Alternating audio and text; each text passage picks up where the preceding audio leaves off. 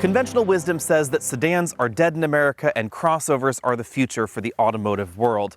But vehicles like the QX55 could logically also be seen as the 21st century sedan. We have a side profile that is shockingly similar to some sedans out there, but we have the practicality of a hatch, something that customers are definitely interested in. In my mind, this is quite simply a more practical sedan. It has all-wheel drive standard, it's taller, it has more ground clearance, it has a better seating position, and it has a liftback, making it an awful lot easier to put cargo in the back. Instead of looking at the QX55 as a more stylish and less practical alternative to the QX50, I suggest you may also want to look at it as an alternative to the Infiniti Q50 sedan, because this is quite simply more practical, gets better fuel economy, and has very similar curb weight. The QX55 and QX50 share quite a bit mechanically, but obviously the QX55 is the more stylish option. We have a bolder, more expressive grille with some really interesting styling in these segments right here, a large Infiniti logo, full LED headlights. This particular model has the optional projector LED headlights, and then we have fog lamps down below. I'll go ahead and post a picture here of the QX50 right next to the QX55. Let me know which style you prefer. At this point, some of you might be thinking, is nothing sacred? We're living in a world where manufacturers are trying to sell us all manner of 4-door and 5-door vehicles, and yet they're telling us that they're coupes. This is again where I think that this is a bit more sedan-like. We actually have sort of a little homage to a trunk back here, very much like we see in the GLE coupe and the GLC coupe. And in my mind, I think it's best to think of modern crossovers really as the modern interpretation of the station wagon if we're talking about the QX50, and the sedan if we're talking about the QX55, because of course we have a few too many doors for this really to be a coupe. At 186.3 inches long, this is 1.5 inches longer than the QX50, and it mainly has to do with the styling of the front and rear bumpers. We get very similar interior room until you get back here to the cargo area, where obviously we have less room than we find in the QX50, but more than you'd find in the Q50. The QX55 is a bit more expensive than the QX50, about $5,000 more, but a lot of that can be explained away by a lot of the standard content we find on this model. We have standard 20-inch alloy wheels, which are optional on the QX50, and standard all-wheel drive. We also get a few more features on the inside than we find in the base QX50. Based on my rough calculations, that puts the actual cost difference between the QX55 and the QX50 a bit more around $800 to $1,000. Now, according to Infiniti, the shape of the QX55 was meant to evoke the shape of the original Infiniti FX, the brand's first crossover. Back then, it really was a bit more of a lifted sedan with the hatch, and I guess that's how you could think of this as well. Although, unlike the FX, this is not rear-wheel drive. It is based on a front-wheel drive platform, but we do have pretty wide tires. 255 width tires are standard on all QX55 models. Moving all the way around to the rear, we have a spoiler on top of this. I suppose you could say somewhere between a liftback and a hatchback. There's just about as much of this hatch that is pretty horizontal as that is vertical right here. We have full LED tail lamp modules. Infiniti calls this design a piano key motif. It has a really nice 3D design to it, and I found it easy to clean, even though we definitely have some deep curves in there. The turn signals are amber, which is a really nice touch, and you'll find the backup lights right back here on the hatch. The button to open the hatch is integrated right there into the Infiniti logo. At the bottom of the bumper, we find dual exhausts, and exhaust gases actually flow through these outlets. We also have well-integrated parking sensors. All of Infiniti's latest driver assistance technologies are available on the QX55, but not all of them are standard. We do have standard forward collision warning with autonomous emergency braking, standard rear emergency braking as well, because parking sensors are standard on the back of the QX55. We also have blind spot monitoring and rear cross traffic detection standard. But if you want adaptive cruise control and Infiniti's aggressive lane centering program, you will have to work your way up the trim ladder. Nestled under this hood really is an engineering marvel. This is the only engine in current mass production that has a mechanically variable compression ratio. It can vary the ratio from a low of 8:1 to a high of 14:1 with a really unique design. Unlike other engines out there that can effectively vary compression by leaving an intake valve open a little bit longer, this one actually changes the length of the stroke that the piston is moving. The result is a compression stroke and a power stroke with different lengths, improving fuel economy and improving power at certain speeds. Horsepower comes in at 268, torque comes in at 280. It's mated to a continuously variable automatic transmission. All-wheel drive is standard on the QX55, that's a little bit different than on the QX50, and fuel economy comes in at 25 miles per gallon combined. The bulk of this interior, including the front seats, are shared with the QX50. So we have the same multi-way power adjustable driver's seat with two-way adjustable lumbar support. I do wish this offered a four-way design. And then we have a powered tilt telescopic steering column. One reason that you might want to jump from a Q50 into a QX55 is that the seating position is certainly going to be more upright. In addition to more upright seating, the seat bottom cushion is also higher off the ground, making this easier to get in and out to for people with mobility issues. As we see in pretty much any of these style-forward crossovers, the downside is rear seat headroom. I'm going to go ahead and scoot over to this side so you can see a little bit more easily. This seat is in a more relaxed position. My head is touching the ceiling. If I put it in just the right, more upright position, then my hair is just brushing the ceiling, but my head is not touching the ceiling. Now, this is probably the position that I would want to spend most of my time in back here. I do find the recline mechanism to hit me a little bit strangely in the back. It tilts a little bit high, so if it's back like this, it does seem to be pushing right just above my rear end. You can also put these seats in a much more upright position like this if you want to square off the cargo area in the back. Legroom is pretty generous in the QX55. I had a 6'5" person comfortably sitting up front, so you can see I have about 1.5 inches of legroom left. And then the rear bench is just about as wide as the one in the QX50. Rear passengers have their own climate control zone, air vents here in the center console, as well as controls, and then some charge-only ports, USB and 12 volts. Cargo capacity is reduced versus the QX50, but not as much as you might think, just 4.5 cubic feet, putting this just under 27 cubic feet. You'll find significantly more cargo room back here than you'll find in the Q50 sedan or something like a Lexus RX. If you're looking at the Lexus RX 350 or the RX Hybrid, you will find considerably more cargo room in here than you will in the Lexus. In the roller bag test, I was able to squeeze 4 24-inch roller bags back here. That's one less than most of the competition, but we do have a little bit of additional underfloor storage. And if I pull this completely up, you'll notice that we have some additional area there between the Bose amplifier and the Bose subwoofer. The rear seats employ a 60-40 folding design, and they can be folded either from the passenger area or from the cargo area. Moving to the inside, we find a pretty standard sized moonroof over the driver and front passengers' heads. Height adjustable shoulder belts and two-way adjustable headrests for the driver and front passenger. This particular interior is done in a palette of blacks and grays.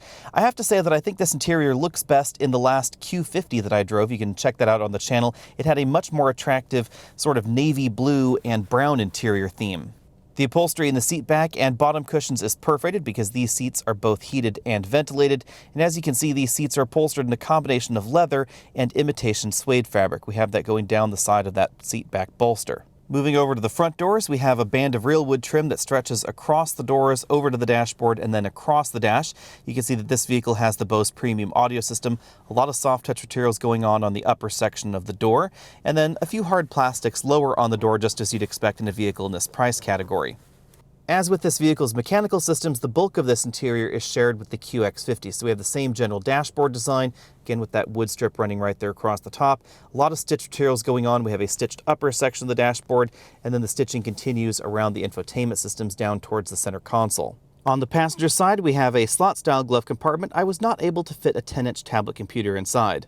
Moving to the center of the dashboard, we have Infiniti's somewhat controversial two-screen infotainment system. This software has undergone a few revisions and definitely some hardware improvements since it first launched a number of years ago, but I do wish at this point that Infiniti would replace this dual-screen setup with a single larger touchscreen. I think it would still integrate with the dash pretty well. We have a 7-inch touchscreen down here and then an 8-inch touchscreen up top. The two screens work in coordination with one another, but you can never display content designed for the upper screen on the lower screen. So for instance, CarPlay is always going to be up here. I wish we had the option to move some of the content to one screen or the other, because the upper screen is used for factory navigation in addition to that smartphone integration. The lower screen is used for entering navigation destinations. We can also get things like Sirius XM weather down here, and we can view the climate control system. There are also some physical buttons for the climate control on either side. The personal drive mode is adjustable via the infotainment system. This vehicle has the direct adaptive steering system, or steer-by-wire, so you can adjust the system's response as well as the system's effort. You also have a pretty typical selection between Eco, Standard, and Sport for the engine and transmission. Below the lower screen, we also find some physical buttons for the infotainment system and an optical disc player. You'll see the buttons for the heated and ventilated seats right here. We then have a storage cubby where we find the USB inputs for the system. You can't close this roller shade style cover with a smartphone in there. That roller cover does close off the two cup holders. These are a little on the small side. I did have troubles fitting some larger American takeout drinks there. We have the engine start-stop button right here and then a joystick style shifter. There's an unlock button at the front of the shifter. We simply pull it back for drive, pull it back again for the manual mode. park is a button right there. There's a drive mode selector switch here, and then you would adjust the drive mode options for the personal drive mode in the infotainment system. We then have a controller for the infotainment and navigation system over here if you'd rather use a knob. This is one of the interesting vehicles that allows 3 different input methods. We have a knob, we have a touchscreen, and then you can control some of the functions via the steering wheel as well. Between the front seats, we have a padded center armrest. There's a button right there to open it. It has kind of an asymmetrical design, but the compartment itself is mainly symmetrical. We have a USB charge-only port there, and it's moderately sized thanks to the drivetrain not occupying too much space under that area. The instrument cluster's layout is pretty conventional. We have a physical speedometer and tachometer, physical fuel gauge and temperature gauge, and then pretty much everything else is delivered by a color display in the middle. One of the unusual displays, however, is this variable compression ratio, where it will show us the compression ratio of the engine as well as the pressure of the turbo. The rest of the displays are pretty typical. We have things like speed limit readouts, some auxiliary gauges, turn-by-turn navigation directions, infotainment readouts, and of course the status of the vehicle's active safety systems. The steering wheel is one of Infiniti's newer designs. We have sport grips up top, 3 spokes, and then paddle shifters on the back. I do find paddle shifters on a vehicle with a CVT to be a little bit silly, to be honest. They're about as useful as paddle shifters on a French Poodle. I wish instead we had more of a novel design where the engine was kept at a specific RPM for better downhill speed control, rather than actual limited gear shift selections like we find in vehicles like this. This will imitate an 8-speed automatic. On this side, we have a volume control, voice command button. This functions as basically track forward, backward, or a menu can be pulled up on the infotainment system. Then on the right side of the wheel, we have the controls for the adaptive cruise control system. This button turns on and off a lot of the vehicle's active safety systems. And then we have buttons that toggle through the different screens on that multifunction LCD. Like the QX50, the QX55 has 2 controversial features on it for a luxury vehicle. We have direct adaptive steering, which is steer-by-wire, and we have a continuously variable transmission under the hood. So let's just dive through the numbers really quick here. All the scores are going to be popped up there at the top of your screen, and then we'll talk about how the QX55 feels out on the road. 0 to 60 happened in 6.3 seconds. That's definitely a respectable score for a crossover in this segment. There's just 1 engine on offer in the QX55, so there are going to be faster alternatives from the Europeans. But as far as base model performance goes, this is pretty respectable. And the stopping distance is definitely excellent at 112 feet. You can thank the standard wide tires we find on the QX55 for that. Now let's dive into the rest of the car. 0 to 60 definitely feels swift, but it also feels a little bit different than normal because this has a continuously variable automatic. Although, as you can hear there, it imitates shifts. We have the paddle shifters on the back of the steering wheel. We can command up to 8 ratios from this transmission, but they're never going to feel quite the same as a traditional stepped automatic. The biggest thing you'll notice is that it takes this transmission longer to shift from a high ratio when you're just cruising along and fuel economy is perhaps a little bit more important to a low ratio if you want to go faster. Now you can engage a sport mode, and if I go ahead and do that, then the transmission shifts aren't any quicker, but the transmission's generally going to keep the engine at a higher RPM, so that way it takes a little bit less time to go from there to full bore. I know a lot of people in the industry that are not a huge fan of the combination of this variable compression turbo and the CVT. One of the reasons why is that if you're driving, I think like most people drive, it can feel a little unusual. If you're driving this in a very relaxed fashion, then you're going to get the CVT behaving like a CVT and just varying the ratio. You get pretty smooth starts, pretty smooth stops, etc. And if you're driving this harder, it actually is not that bad either. You definitely get a responsive drivetrain, good 0 to 60 times, and a pretty respectable companion out on your favorite winding mountain road. But if you're somewhere in the middle, you may end up digging a little bit too deep in the throttle, and then you get wait for it, some lag there, some ratio shifting in the CVT, and then you get much more acceleration than you might want, and then you end up backing off of it, and then you end up digging into it, backing off, digging into it. It can feel a little bit unusual until you get used to it. A lot of folks that I've had in this vehicle during the week that I've had the QX55 have asked, what's wrong with you? And it's just my right foot is getting used to the way this engine and transmission behave.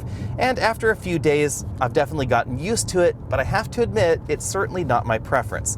As far as engaging drivetrains go, I would rank pretty much all of the competition except for the hybrids out there above what we see here in the QX55. I'm not sure whether Infiniti has changed anything in terms of software programming for this over the QX50, but it definitely feels a little bit jumpier from a start. On the subject of Infiniti's steer-by-wire tech, my views are perhaps a little bit more controversial because, personally, I don't mind it at all. I'm not saying this has the most engaging steering feel available, but the steering is very precise. Some claim that it's a little bit too video gamey, but to be perfectly honest, any vehicle with electric power steering has an awful lot less feel than vehicles from just 20 years ago. That's because this system can do more than simply vary the ratio between the steering wheel and the steering rack and the steering effort. It can allow the steering rack actually to move ever so slightly without interacting with the steering wheel, because there's no connection unless something goes wrong. There is a backup mechanical connection.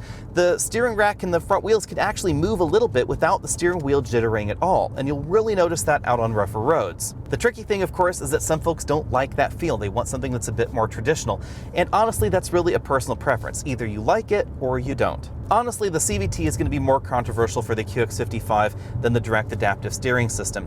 This is something that I could get used to unquestionably if I bought the QX55, but if I were cross-shopping this back-to-back with a lot of the European options, I would probably go with one of the European options if I was really concerned about feel. Now, if you're concerned about the other aspects of the vehicle, this is something that you might be able to overlook, but if you're really interested in the most engaging, most performance-forward entry in this segment, it's not going to be the QX55. On the other hand, the QX55 is one of the quieter and more fuel-efficient options in this segment. I've been averaging 26.5 mpg over a week of mixed driving. That's a little above the EPA score, definitely good for this segment, and above the Q50 sedan. And in my cabin noise testing, I measured 71 decibels in this cabin, making this a little bit quieter than some of the European options. Bottom line for the QX55, I think you have to decide how much variability you're willing to accept in your life in your new crossover or sedan, or whatever it is you want to call the QX55. This is a transmission that I could certainly get used to, but again, if I'm picking a new vehicle simply based on its transmission, this wouldn't be the one that I would pick. But the QX55 does handle very well, it's quiet, it's comfortable, and it's honestly very easy to live with.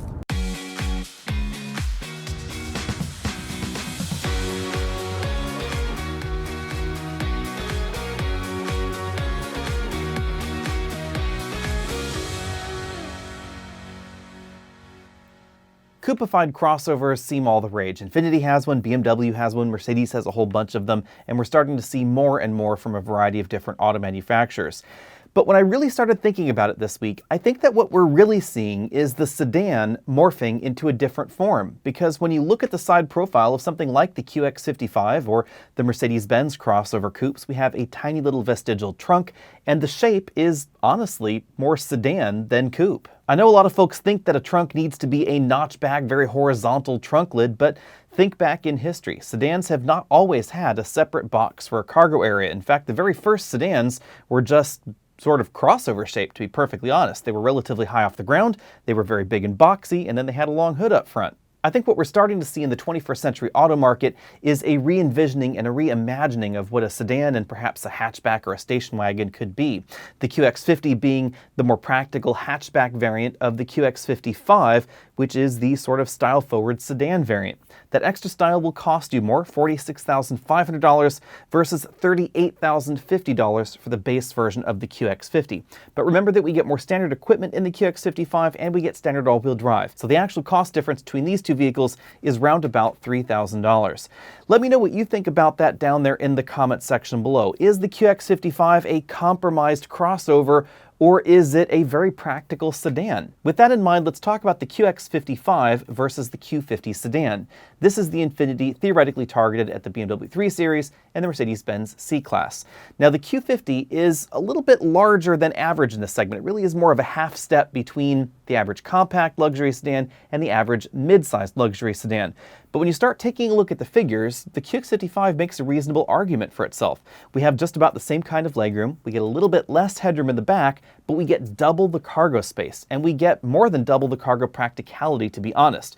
Because even if you have a folding rear seat back in your average compact luxury sedan, you simply won't be able to fit the kind of stuff in there that you can fit in the QX55. You could fold down the back seats of the QX55, stuff a barbecue from Home Depot or Lowe's or something like that in the back, and even if the hatch doesn't completely close, you'll still be able to get something like that in there, and there's just no way you'll be able to get your average charbroil or whatever in the back of the Q50. It's just not going to happen. The QX55 is certainly newer feeling, more stylish, more bold than the Q50 inside and outside. I like the QX55's interior.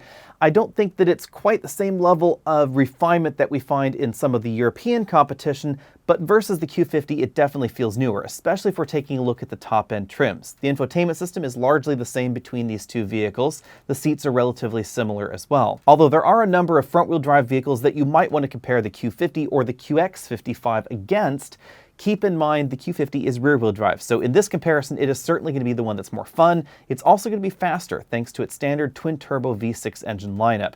It still uses the older 7-speed automatic transmission in the Infiniti lineup, not the newer 9-speed that we expect to see in other Infiniti and Nissan products soon, but it is still going to be more engaging to drive than the QX55. The QX55 honestly is a little bit disappointing out on the road when it comes to driving dynamics. The engine and the transmission have a lot going on with them. The ride is definitely firmer than we see in the QX50, but you don't get another level of performance in compensation for the stiffer ride quality. Driving dynamics will of course pale to the rear-wheel drive Q50, but compared to a front-wheel drive TLX or a front-wheel drive Lexus ES, honestly, the QX55 is not going to be that far removed, even though it is higher off the ground with a higher center of gravity. Next up, we have the Infiniti Q50, obviously the very, very close relative to the QX55. I'm really torn about this comparison because I do like the look of the QX55 more than the QX50, but obviously the QX50 is more practical. It has about 5 cubic feet more cargo space and about 2 inches more rear headroom. Versus the QX50, they've tuned the QX55's suspension to be a little bit firmer, and they've also tweaked the vehicle's structure a little bit to make it a little bit more rigid. So it certainly has a different feel out on the road, but I'm not entirely convinced that the feel really works with the drivetrain in the QX55 or the QX50. For some reason, the combination of the CVT and the turbocharged engine just didn't bother me quite as much in the QX50 as I have to admit it did in the QX55. It's something that I would certainly learn to get used to, and if you can get a good deal on a QX55, it's not necessarily a deal breaker for me, but it is unusual compared to some of the competition. Now let's talk about the competition that I think is really, really a tough sell for the QX55, and that is the Acura RDX. This is one of the best compact crossovers in the US. It's a really, really good value as well. Once upon a time, Acura attempted a crossover with a more sedan or coupe-like roofline, but they ended up giving it up. And the RDX does not come in a 4-door coupe or crossover coupe or sedan flavor, however you want to look at it.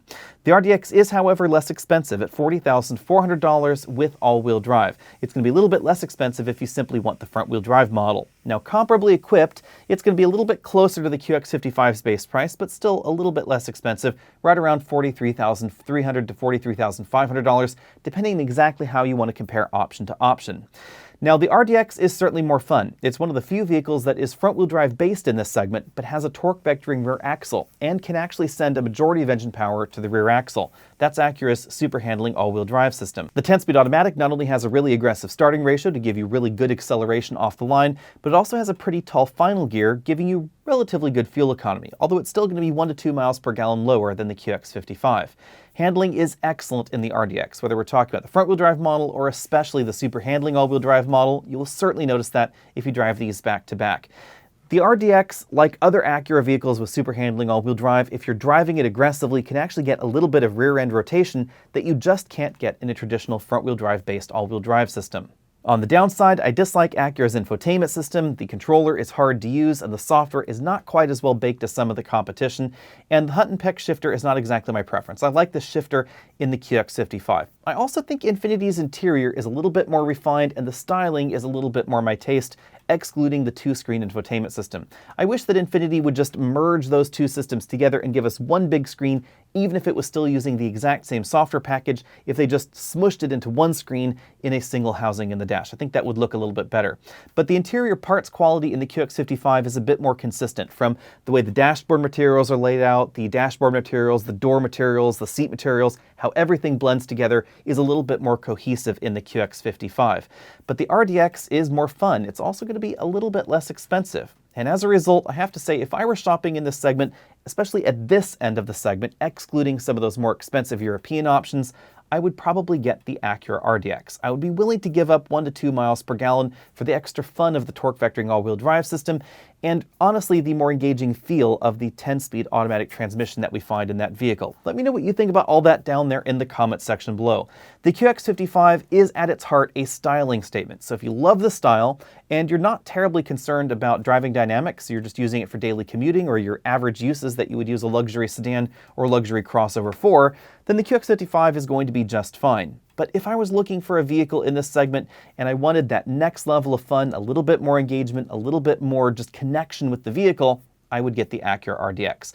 Be sure and find me over at facebook.com/AlexNautos if you haven't already done so. Again, let me know what your choice would be down there, especially if you're looking to spend under $50,000 on your next luxury crossover. And if you want to find merch, you can head over to AOAmerch.com and find shirts right like this one. I'll see all of you next week.